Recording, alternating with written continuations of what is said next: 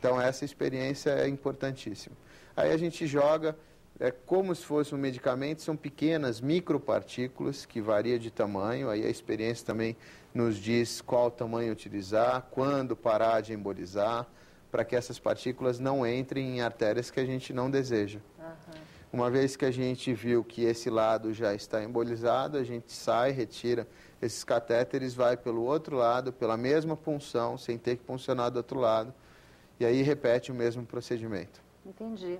E tem mulheres que têm muitos miomas, muitos, e vocês repetem esse procedimento em todos os miomas?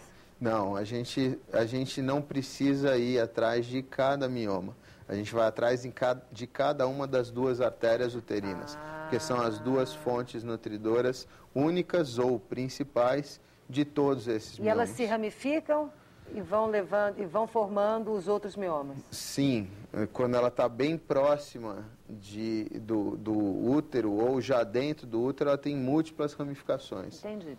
Uma vez que o mioma foi embolizado, como é que ele reage aos medicamentos?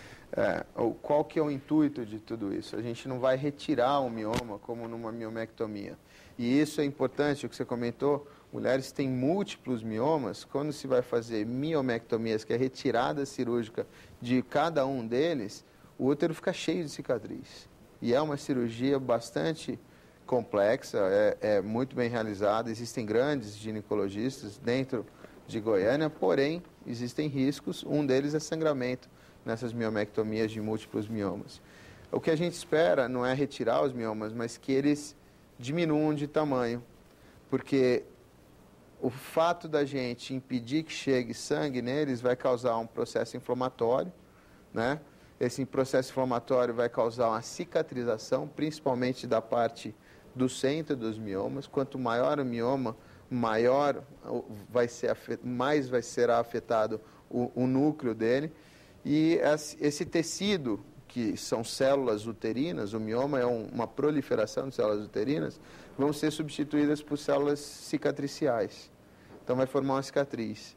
Então o resultado esperado é a redução do tamanho desses miomas, eles não precisam sumir, mas eles reduzem 50% do tamanho deles nos primeiros 6 meses, pode chegar a uma redução até 75% do tamanho original deles, mas eles vão continuar ali quietinhos depois de uma embolização bem sucedida. E eles podem voltar a crescer? Pode, é raro. Geralmente isso é uma das falhas técnicas, né? Quando a gente escreve os trabalhos, a gente considera isso um insucesso técnico, é chamado a recidiva, e geralmente isso está ligado à nutrição desse útero vir de outras artérias que não apenas as artérias uterinas. E normalmente as chances de sucesso são de quantos %? Bom, vamos dividir em duas coisas, assim. Um é sucesso técnico, é a gente fazer esse procedimento extremamente complexo do início ao fim, sem nenhum problema. As chances de sucesso técnico são de 95%. A outra são o sucesso clínico, ou seja, a melhora ou diminuição de todos os sintomas que se apresentavam antes da embolização. Isso a gente chega a 85%, 90%. São altas as São. Mudaram muito. Pode acontecer de um mioma, depois de embolizado, não diminuir de tamanho? Pode. Uma das causas é essa que eu acabei de falar, é dele ter uma nutrição anômala que não foi identificado no momento da embolização. E pode, se esse mioma não for um mioma, na verdade for uma outra tumoração benigna, que tem um outro nome, que chama-se adenomiose, e por isso é importante a triagem desse paciente antes. E um exame fundamental para isso é a ressonância pélvica que a gente faz. Uma vez que faz o ultrassom e diagnostica os miomas, a gente pede também uma ressonância pélvica, porque ela tem a capacidade de mostrar o que é mioma, mostrar o que é adenomiose. Se tiver algum outro tipo de lesão, ela mostra para a gente, e vai ser com esse exame que a gente vai acompanhar um paciente depois de 6 meses, 12 meses, 24 meses. E quais as outras situações em que a embolização não é indicada?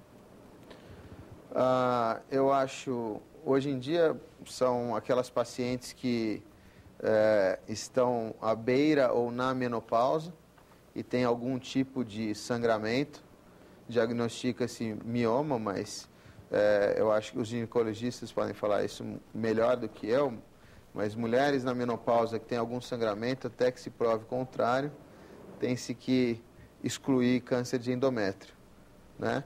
Essas são pacientes que, se não tiver contraindicação à cirurgia e não se opuserem à retirada do útero, elas não precisam ir para uma embolização de mioma. Elas podem fazer uma esterectomia, né?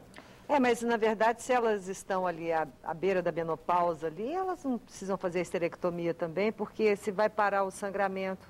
É uma opção, é por isso que eu acho que tem que ser oferecida as duas coisas. Contraindicação, que você me falou também, são, aí a gente fala rapidamente dos tipos de mioma, são 3 basicamente. O útero é como se fosse uma perinha assim, e tem a cavidade, a parte dele, e os miomas que crescem ali próximo à cavidade são chamados de submucosos. Depois tem os que estão na parede deles, são os intramurais, e tem os que estão na parte de fora, como se fosse na casca da pera, que são os subserosos. Esses subserosos, às vezes, é como se você tivesse o útero assim, e ele tem só um pedículo mantendo ele. A partir do momento que você emboliza, esse pedículo pode isquemiar e esse mioma pode cair dentro da cavidade uterina. Então, isso era uma contraindicação, mas até há um mês atrás, quando eu estava moderando uma mesa de embolização de mioma no Congresso Americano de Radiologia Intervencionista na Flórida, vários dos trabalhos que foram apresentados nessa sessão eram relativos à embolização de miomas pedunculados que caem na cavidade e se são reabsorvidos ou não causam dano nenhum. Mas isso ainda é algo a ser discutido, principalmente com o ginecologista, se ele estiver disposto, e a paciente também, a fazer a embolização e se cair, retirar por laparoscopia, é uma opção. Ou o inverso. Se ela tem um pedunculado, ela pode fazer uma laparoscopia, retira esse mioma e depois a gente completa a embolização para tratar o resto dos miomas, em vez de ela fazer miomectomias. Entendi. Qual a cicatriz que a embolização deixa na mulher? A embolização não deixa uma cicatriz, porque depois de 6 meses acabou. É só ali o catéter. É um cortinho de meio centímetro, que é o que a gente precisa para entrar com esse catéterzinho que tem o tamanho de uma carga de caneta Bic. E o pós-embolização? Pós-embolização. Pós-embolização, ele pode... depende muito da resposta à dor e à inflamação da paciente. Mas é esperado e tem-se que falar para o paciente esperar um pouco de dor, e é por isso que a gente já prepara antes do procedimento, para minimizar e diminuir essa dor. Ela pode ter um pouco de náusea e vômito e um pouco de febre. É por isso que a gente não faz a embolização e manda para casa, diferente de alguns outros, como esses trabalhos que foram apresentados, alguns deles mandam as pacientes para casa no mesmo dia. Não foi assim que eu aprendi, não é assim que eu gostaria que fosse feito com minha esposa, ou minha filha, ou minha mãe. Tá certo, então, doutor. Ela fica em observação 24 horas no hospital, se estiver bem, aí ela vai para casa mantendo a medicação via oral.